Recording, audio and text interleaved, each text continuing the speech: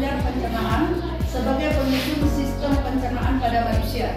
Kemudian yang ketiga, mampu mengidentifikasi fungsi enzim dalam pencernaan makanan secara kimiawi. Nah, sudah. Jadi ini indikator yang nanti yang akan kita capai. Kemudian kita lihat, ya. Coba kalian perhatikan gambar yang ada di bawah ini. Nah, ini ada beberapa macam makanan. Ada makanan pokok, ada lauk pauk, kemudian ada buah-buahan, ada sayur-sayuran, kemudian ada penutup, yaitu susu.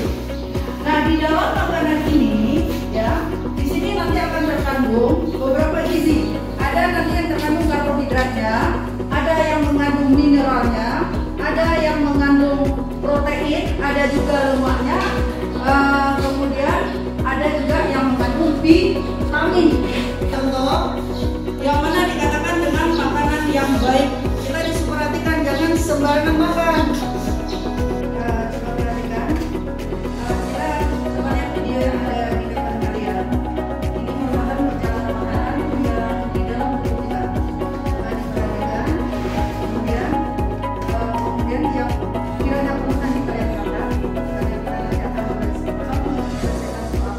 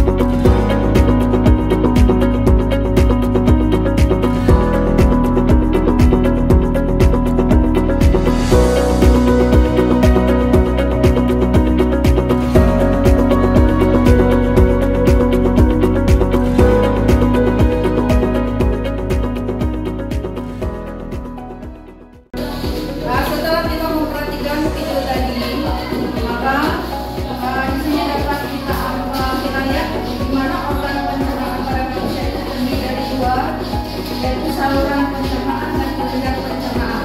Kemudian saluran pencernaan ini terdiri dari pertama mulut, ya, yang kedua kerongkongan, yang ketiga lambung, kemudian usus halus, dan anus. Kemudian yang kedua kelenjar pencernaan terdiri dari pankreas dan hati. Nah, jadi dari video tadi maka sekarang merupakan bagian LKPD yang nanti akan kalian selesaikan berdasarkan video yang kita tayangkan tadi.